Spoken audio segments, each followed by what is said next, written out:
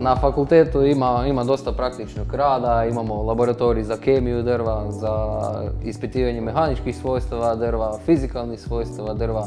Imamo i bogato opremljenu knjižnicu sa puno dostupnih sadržaja. U njoj se nalaze i računala, tako da ukoliko imate neku pauzu ili dođete ranije na fakultet možete si raditi nešto.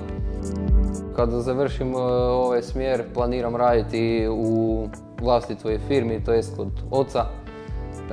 Trenutno nam i fali stručnog kadra, a i ima posla u ovoj struci, pogotovo u smislu dizajna interijera. Sve se više traži takva struka. Pošto se nalazimo u pandemiji COVID-19, nikada nije bilo nikakvih problema što se tiče nedolaska na predavanja i profesori su bili izrazito susretljivi što se tiče toga, nije bilo nikakvih problema.